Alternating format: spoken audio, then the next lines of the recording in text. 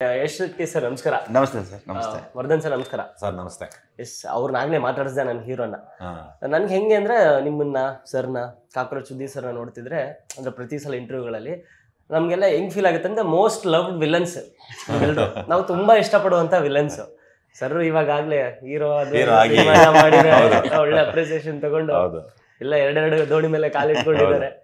Yes sir ಹೊಸಬ್ರು ಸೆಟ್ಟಲ್ಲಿ ಹೆಂಗಿರ್ತಿದ್ರು, ನಾನು ಅದ್ರ ಬಗ್ಗೆ ಕೇಳೋಣ ಅಂತ ಇನ್ಸ್ಟೆಡ್ ಆಫ್ ಸಿನಿಮಾ ಇದೆಲ್ಲ ಅವ್ರು ಹೆಂಗಿರ್ತಿದ್ರು ಸರ್? ಒಬ್ಬ ಹೊಸ ಆ್ಯಕ್ಟ್ರಿಗೆ ಏನೇನು ಒಂದು ವಿನಯತೆ ಇರಬೇಕು, ಆ ವಿನಯತೆ ಇವರಲ್ಲಿ ಇತ್ತು. ಅದಕ್ಕಿಂತ ಜಾಸ್ತಿಯಾಗಿ ನಂಗೆ ಖುಷಿಯಾಗಿದೆ ಏನಂದರೆ ಪ್ರಿಪರೇಷನ್. ಅಂದರೆ ಒಂದು ಏನೋ ಒಂದು ಕೆಲಸಕ್ಕೆ ಬರ್ತಿದ್ದೀನಿ ಅಂದಾಗ ಅದರದ್ದು ಆಳತೆಯನ್ನು ಮೊದಲೇ ತಿಳ್ಕೊಂಡು ಏನೇನು ನಾನು ಮಾಡ್ಕೋಬೇಕು, ನಾನು ಯಾವ ಥರ ರೆಡಿ ಆಗಬೇಕು ಅನ್ನೋದಕ್ಕೆ ರಿಹರ್ಸಲ್ ಮಾಡಿಕೊಂಡು, ಆಮೇಲೆ ಫೈಟ್ ಕಲಿತು, ಡ್ಯಾನ್ಸ್ ಕಲಿತು, ಅವ್ರಿಗೆ ಒಂದೇ ಟಾಸ್ಕ್ ಇದ್ದಿದ್ದು ಬಂದು ಸೀನಿಯರ್ ಆರ್ಟಿಸ್ಟ್ನ ಎದುರಿಸೋದು ಅಷ್ಟೇ, ಫೇಸ್ ಮಾಡೋದು ಅಷ್ಟೇ.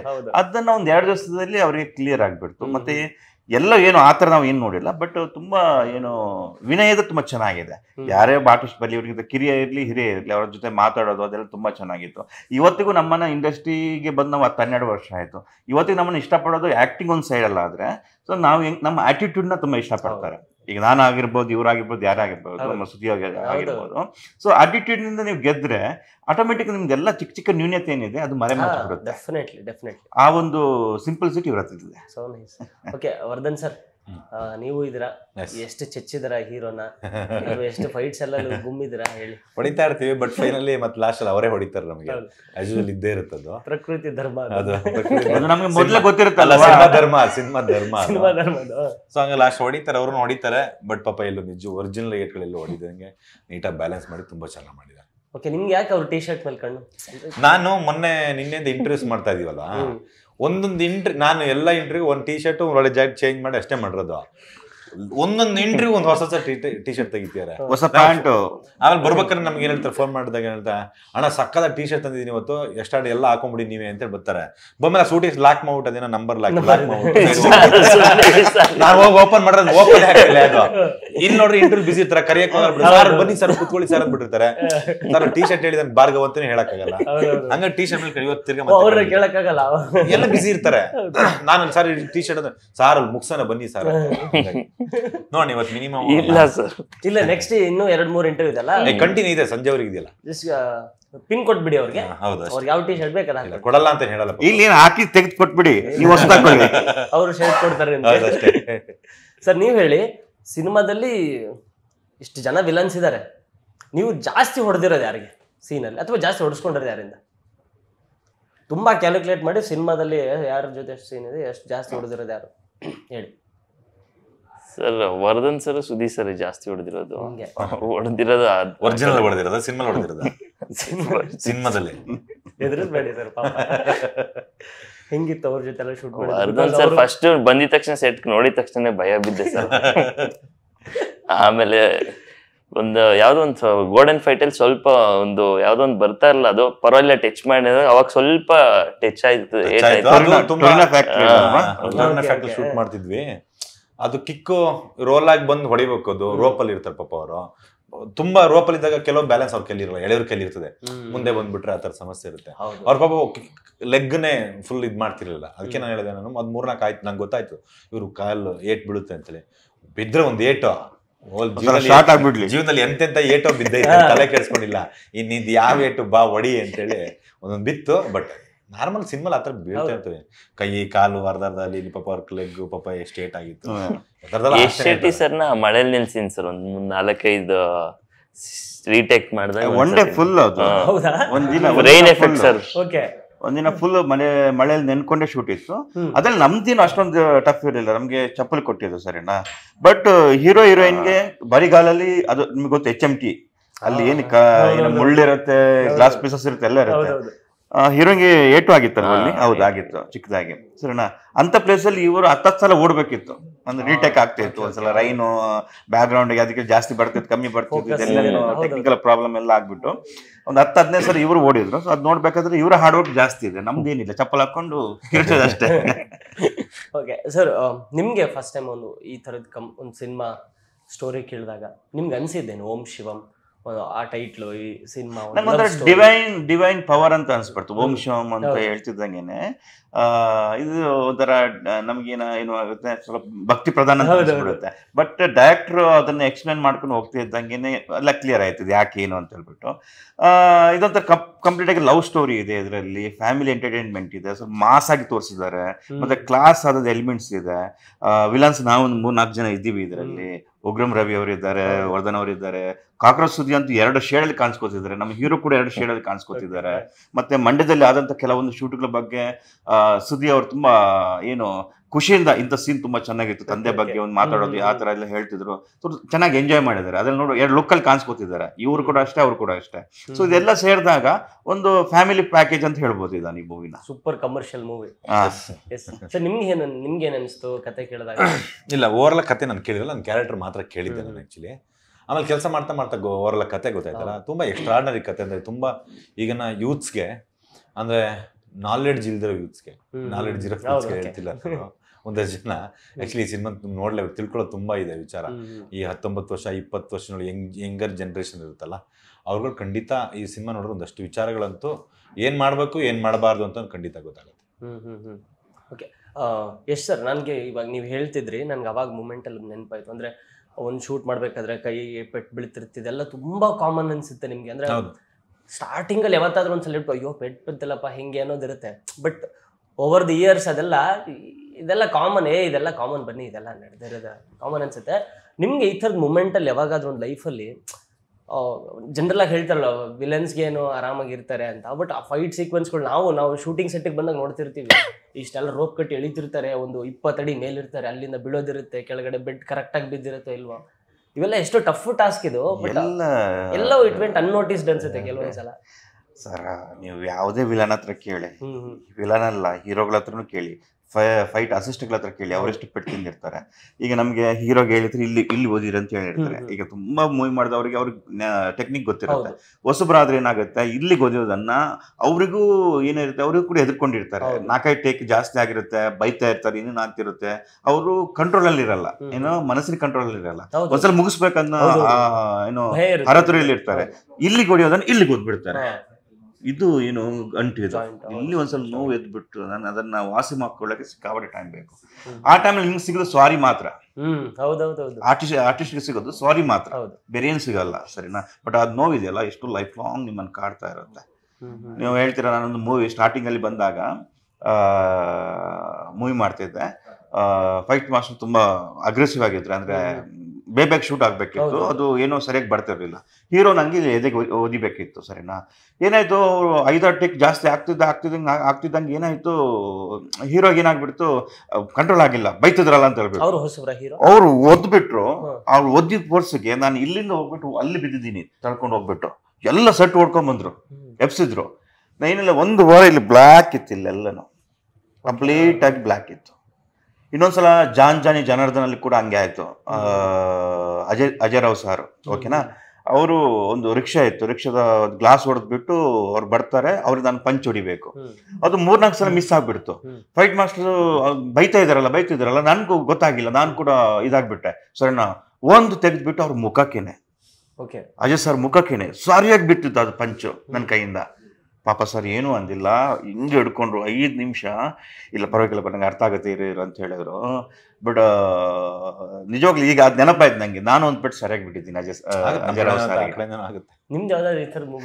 ನಂಗೆ ತುಂಬಾ ಇದೆ ಈ ತರ. ಅಂದ್ರೆ ನಂಗೆ ಫಸ್ಟ್ ರೋಪ್ ಎಕ್ಸ್ಪೀರಿಯನ್ಸ್ ಹೇಳ್ತೀನಿ. ರೋಪ್ ಹಾಕ್ತಾರಲ್ಲ ಬ್ಯಾಕು, ಅದು ಅನುಭವ ಇರಲಿಲ್ಲ ನಂಗೆ, ಆಯ್ತಾ? ರೋಪ್ ಅಂದ ತಕ್ಷಣ ಜೀವ ನಡುಗ್ತಾ ಇದೆ ನನಗೆ ಆಲ್ರೆಡಿ. ಆಮೇಲೆ ಆಸ್ ಅನ್ ಆಕ್ಟರ್ ನೀವು ಒಂಚೂರು ಹೆಸರು ಮಾಡಿದ್ರೆ ನಿಮ್ಗೆ ಏನು ಅನ್ಸಲ್ಲ, ಎಲ್ಲ ಕೇರ್ ಟೇಕರ್ ಇರುತ್ತೆ ಅನ್ನೋದು ಭಯ ಬಂದಿರುತ್ತೆ. ಹೊಸದಾಗಿ ಚಿತ್ರ ಬಂದಿರ್ತೀವಲ್ಲ, ಯಾರವನ ಎಲ್ಲ ರೋಪ್ ಯಾರಿಗವನ್ಗೆ ಯಾರಿಗವನ್ ಏಯ್ ಬರ ನನಗೆ ಹಾಕೋನಿಗೆ ರೋಪ್ ಅಂತಿರ್ತಾರೆ. ಏನ್ ಹಾಕ್ತಾರಣ, ಏನ್ ಮಾಡ್ತಾರಣ ಅನ್ನೋದು ನಮ್ಗೆ ಗೊತ್ತಿದೆ. ರೋಪ್ ಹಾಕೋದ್ರೆ ಒಂದೇ ಭಯದಷ್ಟೇ, ರೋಪ್ ಅಂದ್ರೆ ಅದೇ ಗೊತ್ತಿದೆ. ರೋಪ್ ಹೆಂಗ್ ಹಾಕ್ತಾರೆ, ಏನ್ ಎಳಿತಾರೆ, ಏನಂತ ನೀನ್ ಏನ್ ಮಾಡ್ಬೇಡಮ್ಮ, ಸುಮ್ಮನೆ ಇರಮ್ಮ ಅಷ್ಟೇ, ಸುಮ್ಮನೆ ಎಲ್ಲ ಹಿಂಗಾಗುತ್ತೆ ರೋಲು ಅಂತಂದ್ರು. ಸರಿ okay sir, okay. Danny master ಪಾಪ ತುಂಬ ಚೆನ್ನಾಗಿ ನೋಡ್ಕೋತಾರೆ. ಡ್ಯಾನಿ ಮಾಸ್ಟ್ರು JP ಗ್ರೌಂಡಲ್ಲಿ ಶೂಟ್ ಮಾಡಿ ಫಸ್ಟ್ ಟೈಮ್ ರೋಪ್ ಬಿಡೋದಾಯ್ತಾ, ಹಿಂಗೆ ಹಿಂದೆ ರೋಪ್ ಕಟ್ಟಿದ್ರೆ ಹಿಂಗೆ ಮೇಲೆ ಎಳಿತಾರೆ, ಹಿಂಗೆ ರೋಲ್ ಆಗಿ ಮತ್ತೆ ಹಿಂಗೆ ಕೆಳಗಡೆ ಬಿಡ್ತಾರೆ ನೀಟಾಗಿ. ನನಗೆ ರೋಪ್ ಹಿಂಗೆ ಹಾಕಿ ಹಿಂಗೆ ಹೇಳಿದ್ರಷ್ಟೇ, ಹಿಂಗೆ ಹೈಟ್ ಹೋದ್ನಲ್ಲ, ಸುಮಾರು ಒಂದು 10-15 ಅಡಿ ಮೇಲ್ಗಡೆ ಹೋದೆ, ರೋಪ್ ಹಿಂಗೆ ಕೈಲಿ ಹಿಡ್ಕೊಂಡ್ಬಿಟ್ಟೆ. ಕೋತಿ ತರ ಹಿಂಗ್ ಹೋಯ್ತಾ ಇದ್ದೀನಿ ಹೊರಗಡೆ, ಎಲ್ಲ ನಗ್ತಾವ್ರೆ, ಜೋರಾಗಿ ನಗ್ತಾವ್ರೆ. ನೀನ್ ಯಾಕೋ ಹಿಡಿತಿದ್ಯಾ? ಅಲ್ಲ ಮೇಲ್ ಹೋದ್ಮೇಲೆ ಹಿಡಿಬೇಕಲ್ಲ, ಹಿಡ್ಕೋಬೇಕಲ್ಲ. ಏನ್ ಹಿಡ್ಕೊಬಿ? ಅಲ್ಲ ಹಿಂಗೆ ಇದ್ರಿ ಹಿಂಗೆ ನೀನ್ ಹಿಡ್ಕೊಳ್ಳ, ಸುಮ್ನೆ ಹೋಯ್ತೇನೆ. ಆಮೇಲೆ ಹಿಂಗೆ ಜೀವ ಎಲ್ಲ ಹಿಂಗ್ ಗಡಗಡ ನಡುತ್ತದೆ. ಏನಾದ್ರು ಜೀವ ಹೋದ್ರು ಪರಲ್ಲ, ಸಿನಿಮಾ ಮರ್ಯಾದೆ ಮಾತ್ರ ಹೋಗೋದ್ ಬೇಡ ಅಂತೇಳಿ ಹಿಡ್ಕೊಂಡು ಸುಮ್ಮನೆ ಇಟ್ಕೊಂಡೆ. ಒಂದ್ 15 ಫೀಟ್ ಮೇಲೆ 3 ರೋ 4 ರೋಲ್ ಹಿಂಗಾಗಿ ದಬಾಲ ಬಿಟ್ರು. ಮುಗೀತ ಇಷ್ಟೇ ಕಣ, ಯಾಕೆ ಕೋತಿ ತರ ಹಿಡ್ಕೊಂಡ್ಬಿಟ್ಟಿದ್ಯಲ್ಲ ಅಂತೇಳಿ ಅಂತ. ಇನ್ನೊಂದು ಸಿನಿಮಾ ಯಾವ್ದು ಶೂಟ್ ಮಾಡುವಾಗ ಹೀರೋಗೆ ಪಂಚು ನನ್ಗೆ ಫೇಸ್ ಹೊಡಿಬೇಕು ಹಿಂಗೆ, ಸುಮಾರು ಒಂದು 28 ಮಖಕ್ಕೆ ಪಂಚ್ ಮಾಡಿರ್ತಾರೆ. ಪಂಚ್ ಮಾಡ್ತಾರೆ ಸುಮಾರು 10-15 ಟೇಕ್ ಮಾಡಿದ್ರು. ಕರೆಕ್ಟಾಗಿ ಬರಲಿಲ್ಲ ಮಾಸ್ಟ್ರು. ಕರೆಕ್ಟಾಗಿ ಮಾಡ್ರಿ, ಯಾಕ್ರಿ ಇಷ್ಟು ಅಂತಂದ್ರು. ಪಾಪ ಅವ್ರನ್ನು ಸ್ವಲ್ಪ ಒಂಚೂರು ಒಮ್ಮುಗಿಸ್ಬಿಡೋಣ, ಹೊಡಿತಾರೆ. ನಿಮ್ಗೆ ಸರಿಯಾಗಿ ಬಿದ್ದಿದ್ದು ಪಂಚ್ ಇಲ್ಲಿಗೆ ಬಿಟ್ಟು ಇಲ್ಲಿಗೆ ಆಯ್ತಾ, ಇಲ್ಲಿ ಫುಲ್ ಹೊಡೆ ಫುಲ್ ಬಾಯಿ ಬದ ಬ್ಲಡ್, ಇಷ್ಟು ಬ್ಲಡ್ಡು. ಹಿಂಗೆ ನೋಡಿದ್ರೆ ನಾನು ಗಾಬರಿ, ಜೀವನ ಒಳಗಡೆ ಇಲ್ಲಿಂದೆಲ್ಲ ಬಂದ್ಬಿಡ್ತೇನೆ ಬ್ಲಡ್. ಅದು ಆಕ್ಚುಲಿ ಬಾಯಿಂದ ಬಂತದ್ದು ಬ್ಲಡ್. ಹೊಟ್ಟೆ ಗಿಟ್ಟೆಯಿಂದ ಬಂದ್ಬಿಡ್ತೇನೆ ಅಂತ ಅನ್ಕೊಂಡೆ ಆಕ್ಚುಲಿ. ನಾನು ಫುಲ್ ಹಿಂಗ್ ಬಿದೋಯ್ತೀನಿ ಬ್ಲಡ್.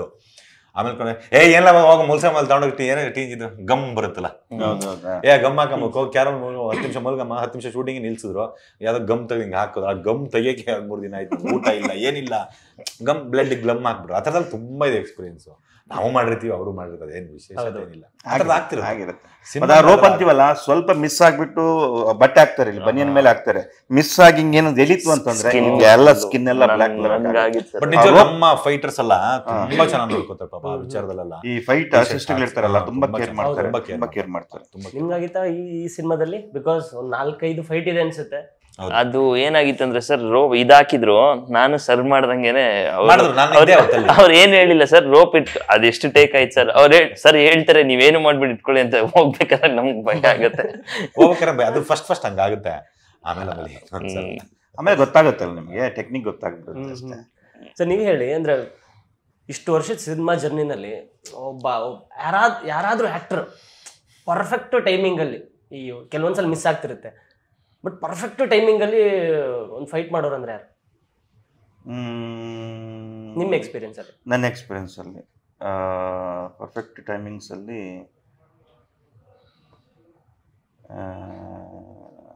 ಕೌಂಟ್ ಮಾಡ್ತಿದ್ದೀನಿ, ಎಲ್ಲರೂ ತಲೆ ಕೌಂಟ್ ಮಾಡ್ತಿದ್ದೀನಿ. ದರ್ಶನ್ ಸರ್. ಓಕೆ. ಬಿಕಾಸ್ ಅವರು ಕೂಡ ಆಕ್ಷನ್ ಸೀಕ್ವೆನ್ಸ್ ತುಂಬಾ ರೋಪ್ ಸೀಕ್ವೆನ್ಸ್ಗಳು ನೋಡಿದ್ವಿ ಕೆಲವೊಂದು ಮೇಕಿಂಗ್ ಅಲ್ಲಿ.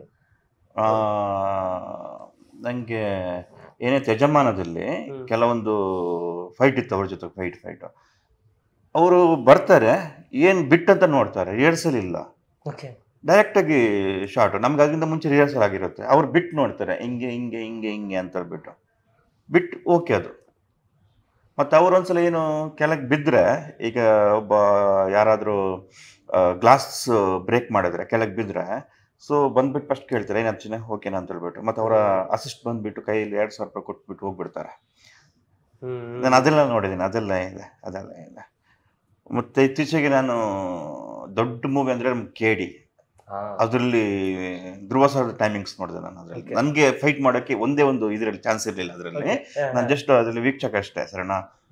ಎಟ್ ಅ ಟೈಮ್ಗೆ ಒಂದು ಶಾರ್ಟಲ್ಲಿ 50 ಜನರ ಜೊತೆಗೆ ಒಂದೇ ಶಾರ್ಟು, ಅಂದ್ರೆ 50 ಬಿಟ್ಟಿರುತ್ತೆ. 50 ಬಿಟ್ಟಲ್ಲ, 50 ಜನ ಬರ್ತಾರೆ ಒಂದೇ ಶಾರ್ಟ್ ಅಲ್ಲಿ, ಸಿಂಗಲ್ ಶಾರ್ಟ್ ಅಲ್ಲಿ. ಅದೇನ್ ಸಿಚುವೇಶನ್ ಅಂತ ನಾ ಹೇಳಲ್ಲ, ಅದು ನಾನು ಬಿಟ್ಕೊಟ್ಟಂಗ ಆಗುತ್ತೆ. ನಾನು ಕಣ್ಣೆದುರು ನೋಡಿದ್ದು ಒಂದು ಶಾರ್ಟ್ ಅಲ್ಲಿ. ಒಂದು ಶಾರ್ಟ್ ಅಂದ್ರೆ ಎಷ್ಟು ನಿಮಿಷ ಅದು? 2-2.5 ನಿಮಿಷ ಫೈಟು. ಇಲ್ಲಿ ಬಗ್ಬೇಕು, ಎದ್ ನಿಲ್ಬೇಕು, ಇದು ಮಾಡ್ಬೇಕಂತ ಹೇಳ್ಬಿಟ್ಟು ಇರುತ್ತಲ್ವಾ.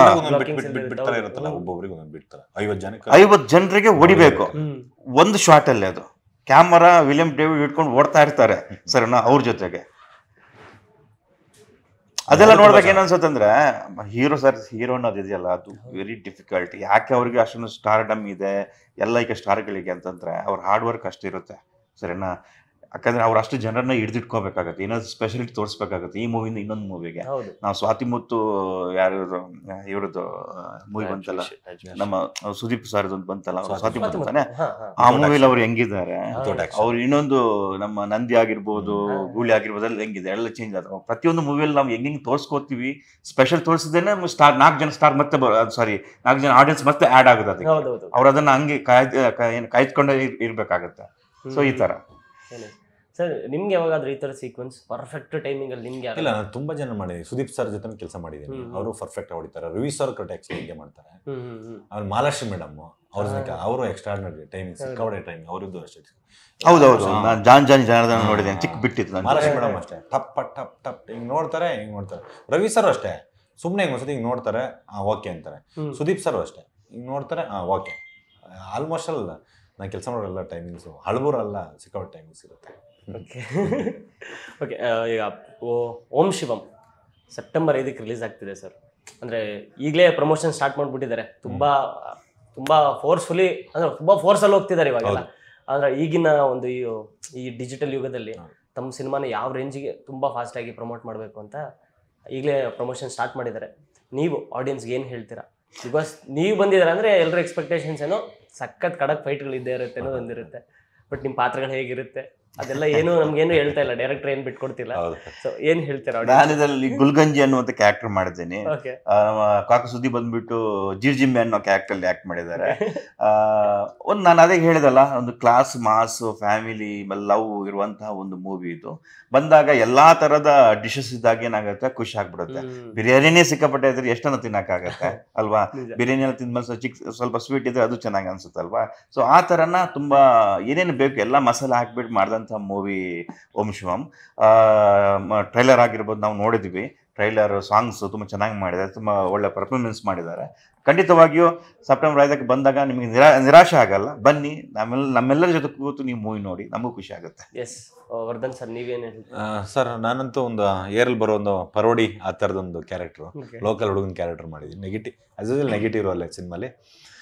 ಖಂಡಿತವಾಗ್ಲೂ ಡೈರೆಕ್ಟರ್ ತುಂಬ ಫ್ಯಾಷನಬಲ್ ಆಗಿ ಒಂದು ಸಿನಿಮಾ ಮಾಡಿದ್ದಾರೆ. ಅಂದರೆ ತುಂಬ ಈಗ ನೋಡಿ, ಒಂದು ತಿಂಗಳಿದೆ ಸಿನಿಮಾ ರಿಲೀಸ್ಗೆ, ಅದು ಇವಾಗಲೇ ಪ್ರಮೋಷನ್ ಸ್ಟಾರ್ಟ್ ಮಾಡಿದೆ. ಅಂದರೆ ನಾವೆಲ್ಲ ಟೀಮಲ್ಲಿ ಮಾತಾಡ್ತಿದ್ವಿ ಸಾಮಾನ್ಯವಾಗಿ, ಮಿನಿಮಮ್ ಒಂದೊಂದು ತಿಂಗಳು ಪ್ರಮೋಷನ್ ಮಾಡ್ಬೇಕು ಸಿನಿಮಾನ ಅಂತೇಳಿ. ಬಟ್ ಕೊನೆ ನೋಡ್ರಿ ಏನಾಗುತ್ತೆ, ನಾವು ಒಂದು ವಾರ ಇದಕ್ಕೆ ಸ್ಟಾರ್ಟ್ ಮಾಡ್ಬಿಟ್ಟಿರ್ತೀವಿ. ಕಾರಣ ತುಂಬ ಇರುತ್ತೆ ಅದಕ್ಕೆಲ್ಲ, ಯಾರು ಏನು ಬೇಕಂತ ಏನು ಮಾಡೋದಿಲ್ಲ, ಕಾರಣಗಳು ತುಂಬ ಇರುತ್ತೆ. ಬಟ್ ಇವರು ಅದನ್ನು ನಿಜವಾಗ್ಲೂ ಇಲ್ಲ ಮಾಡಲೇಬೇಕು ಅಂತೇಳಿ ಒಂದು ತಿಂಗಳು ಮೊದಲನೇ ಶುರು ಮಾಡಿದ್ದಾರೆ ಪ್ರಮೋಷನ್ನು. ಸೊ ಹೋಗ್ತಾ ಇದೆ. ಖಂಡಿತವಾಗ್ಲೂ ಜನ ಥಿಯೇಟ್ರಿಗೆ ಬಂದು ನೋಡಿದ್ರೆ ಒಂದು ಒಳ್ಳೆ ಫ್ಯಾಮಿಲಿ ಪ್ಯಾಕ್ ಆ್ಯಕ್ಷನ್ ಸಿನಿಮಾ ನೋಡ್ಬೋದು ಅಂತ ಅನ್ಕೋತೀನಿ. ಆಮೇಲೆ ಹೊಸ ಹೀರೋಯಿನ್ ಇರೋದ್ರಿಂದ ಖಂಡಿತವಾಗ್ಲೂ ಎಲ್ಲದೂ ಫ್ರೆಶ್ ಆಗೇ ಇರುತ್ತೆ, ಕಥೆನೂ ಫ್ರೆಶ್ ಆಗಿರುತ್ತೆ. ಹೊಸ ನಿರ್ದೇಶಕರು, ಹೊಸ ಹೀರೋಯಿನ್ ಇದ್ದಾಗ ಪ್ರತಿಯೊಂದು ಹೆಂಗೆ ಹೀರೋಯಿನ್ ಫ್ರೆಶ್ ಆಗಿದ್ದಾರೋ ಹಂಗೆ ಕತೆ ಕೂಡ ತುಂಬ ಫ್ರೆಶ್ ಆಗಿದೆ. ಖಂಡಿತ ಜನಕ್ಕೆ ಇಷ್ಟ ಆಗುತ್ತೆ ಅನ್ನೋ ನಂಬಿಕೆ ನನಗಿದೆ. ಎಸ್ ಸರ್, ನಿಜ ಹೇಳ್ತೀನಿ, ಇವರು ಸಿನಿಮಾಗಳ ಡೇಟ್ ಸಿಕ್ಕಿರುತ್ತೆ, ಬಟ್ ಇಂಟರ್ವ್ಯೂ ಡೇಟ್ ಸಿಗೋದು ಅಷ್ಟು ಈಸಿ ಅಲ್ಲ, ತುಂಬಾ ಬಿಸಿ ಇರ್ತಾರೆ. ಯಾಕಂದ್ರೆ ಒಂದು ಸ್ಕೆಡ್ಯೂಲ್ ಅಲ್ಲಿ ಫಿಕ್ಸ್ ಆಗಿರುತ್ತೆ. ಇಂಟರ್ವ್ಯೂ ಕರ್ಕೊಬರೋದು ಅವ್ರಿಗೆ ಎಷ್ಟು ಕಷ್ಟ ಅಂತ ಅವ್ರಿಗೆ ಗೊತ್ತು. ಹೌದೌದೌದು. ಸೊ ಇವ್ರು ಬಂದಿದ್ದು ಎಷ್ಟು ಖುಷಿ ಇದೆ, ನೀವೇನ್ ಹೇಳ್ತೀರಾ ಆಡಿಯನ್ಸ್ಗೆ? ಸರ್ ತುಂಬಾ ಖುಷಿ ಇದೆ, ಯಾಕಂದ್ರೆ ಸ್ಟಾರ್ಟಿಂಗ್ ಅಲ್ಲಿ ಏನ್ ಸಪೋರ್ಟ್ ಮಾಡ್ತಾ ಇದ್ರು, ಇವಾಗೂ ಸರ್ ರಿಕ್ವೆಸ್ಟ್ ಮಾಡ್ಕೊಂಡಿದ್ದೆ, ಏನೋ ಬಂದು ಇಂಟರ್ವ್ಯೂ ಕೊಡ್ತಾ ಇದಾರೆ, ಅದು ಖುಷಿ ಇದೆ ಸರ್. ಯಾಕಂದ್ರೆ ಹೊಸೊಬ್ರಿಗೆ ಇಷ್ಟೆಲ್ಲ ಅವಕಾಶ ಇರಲ್ಲ, ಅದ್ ನಂಗೆ ಕೊಡ್ತಾ ಇರೋದೊಂದು ಖುಷಿ ಇದೆ. ಸೆಪ್ಟೆಂಬರ್ 5ಕ್ಕೆ ಬರ್ತಾ ಇದೀವಿ ಥಿಯೇಟರ್ಸ್ಗೆ, ಎಲ್ಲರೂ ಬಂದು ಸಿನಿಮಾ ನೋಡಿ ಅಂತ. ಏನ್ ಗೊತ್ತಾ ಸರ್, ಈಗ ನಾವು ಇಲ್ಲಿ ಮಾಡ್ತಿದೀವಿ ಅಂತ ಇದು ನಮ್ಮ ಜವಾಬ್ದಾರಿ, ಓಕೆನಾ? ಇದು ನಮ್ಮ ಕರ್ತವ್ಯ. ಇದೇನು ಯಾರು ಒತ್ತಾಯ ಮಾಡಿ ಎಳ್ಕೊಬಂದು ನಮ್ಮನೇನು ಕೂರ್ಸೋ ಅವಶ್ಯಕತೆನೇ ಇಲ್ಲ. ಯಾರ ರೆಸ್ಟಿನಾಗಲಿ ಕಾಕ್ರೋಚ್ ಆಗಲಿ ನನ್ನಾಗಲಿ, ಇದು ನಮ್ಮ ಜವಾಬ್ದಾರಿ. ಒಂದು ಸಿನಿಮಾ ಮಾಡಿದೀವಿ, ಕೆಲಸ ಮಾಡಿದೀವಿ ಅಂತ ಹೇಳಿದ್ರೆ ಒಂದು ಸಿನಿಮಾ ಫೈನಲಿ ಥಿಯೇಟ್ರಿಗೆ ಹೋಗಲ್ಲವರಿಗೂ ತೊಗೊಂಡು ನಿಲ್ಸೋದು ನಮ್ಮ ನಿರ್ಮಾಪಕರು ಮತ್ತು ನಿರ್ದೇಶಕರು ಅಥವಾ ಹೀರೋ ಜೊತೆ ಇರೋದು ನಮ್ಮ ಜವಾಬ್ದಾರಿ. ಪ್ರತಿ ಸಿನಿಮಾಗೂ ಹಂಗೆ ಮಾಡ್ತೀವಿ. ಈ ಸಿನಿಮಾಗೂ ಅದೇ ಪ್ರೀತಿ ವಿಶ್ವಾಸನ ಕೆಲಸ ಮಾಡ್ತಿದೀವಿ ಅಷ್ಟೇ. ಎಸ್, ಅದು ನಿಜನೇ. ಬಟ್ ಕೆಲವೊಂದ್ಸಲ ಡೇಟ್ಸ್ ಇಶ್ಯೂ ಕೂಡ ಆಗುತ್ತೆ. ಅಲ್ಲಿ ಶೂಟಿಂಗ್ ಇದೆ, ನೀವು ಇವಾಗ ಇಂಟರ್ವ್ಯೂ ಹೇಳಿದ್ರೆ ಆ ಥರದ್ದು ಆಗುತ್ತೆ ಒಂದ್ಸಲ. ಆ ಥರ ಈಗ ಡೇ ಶೂಟ್ ಇದ್ರೆ ನೈಟಿಗೆ ಇಡುವಂಗೆ ಮಾಡ್ತೀವಿ. ನಾವೇನಾದ್ರು ಮಾಡ್ಲೇಬೇಕಾಗತ್ತೆ ನಮ್ಮ ಅವಶ್ಯಕತೆ ಇದ್ದಾಗ. ಈಗ ನಮ್ಮ ಅವಶ್ಯಕತೆ ಇಲ್ಲ, ಬೇರೆ ಆರ್ಟಿಸ್ಟ್ಗಳು ಇದ್ದಾರೆ, ಮ್ಯಾನೇಜ್ ಆಗುತ್ತೆ ಅಂದಾಗ ಅವ್ರು ಮ್ಯಾನೇಜ್ ಮಾಡ್ಕೋತಾರೆ. ನಾವು ಬೇಕೇ ಬೇಕಂದಾಗ ಓಕೆ, ನೈಟ್ ಶೂಟ್ ಇದ್ರೆ ಡೇಲಿ ಹೆಂಗಾದ್ರೂ ಮಾಡಿ 3 hours ಕೊಟ್ಟು, ಅಥವಾ ಡೇ ಶೂಟ್ ಮುಗಿದ್ರೆ ಈವ್ನಿಂಗ್ ಕೊಟ್ಟು, ಆ ಥರ ಏನಾದ್ರು ಮಾಡ್ಲೇಬೇಕಾಗತ್ತೆ. ಏನಾದ್ರೂ ಮಾಡಿ ಜೊತೆ ಇದ್ದೇ ಇರ್ತೀವಿ ಸರ್. ಇದೊಂದೇ ಸಿನಿಮಾ ಅಲ್ಲ, ಪ್ರತಿ ಸಿನಿಮಾಗೂ ಒಂದು ಸಿನಿಮಾ ಮಾಡಿರಲಿ, ಇಡೀ ಸಿನಿಮಾ ಆ್ಯಕ್ಟ್ ಮಾಡಿರಲಿ, ಇದು ನಾನಾಗಲಿ ಯಶಾಗಲಿ ಕಾಕ್ರೋಚ್ ಆಗಲಿ ಯಾವಾಗಲೂ ಮಾತಾಡ್ತಾ ಇರ್ತೀವಿ ಇದ್ರ ವಿಚಾರವಾಗಿ. ಸಿನಿಮಾ ಜೊತೆ ತಂಡದ ಫೈನಲ್ ಇಯರ್ ಹೋಗಿದ್ರೆ ಅದು ಅವರಿಗೂ ಖುಷಿ ಅಲ್ವಾ ಸರ್? ಹೌದೌದು, ಹೊಸಬರಿಗಂತೂ ಬೇಕೇ ಬೇಕು, ಜೊತೆಲಿ ಇರಲೇಬೇಕು. ಸೊ ಹಂಗ ಆ ಕೆಲಸ ನಾವಂತೂ ಯಾವತ್ತೂ ಮಾಡ್ತೀವಿ. Thank you sir, thank you so much cinema ತಂಡಕ್ಕೆ ಜೊತೆಯಾಗಿ ನಿಂತಿದ್ದಕ್ಕೆ. ಆಲ್ ದಿ ವೆರಿ ಬೆಸ್ಟ್ ನಿಮಗೂ ಕೂಡ. ಥ್ಯಾಂಕ್ ಯು ಸರ್, ಮತ್ತೆ ಸಿಗೋಣ. Thank you. ನಿಮಗೂ ಥ್ಯಾಂಕ್ ಯು ಸೋ ಮಚ್ ನಮ್ಮ ತಂಡಕ್ಕೆ ಸಪೋರ್ಟ್ ಮಾಡ್ತೀವಿ. Pleasure. Thank you sir. Thank you.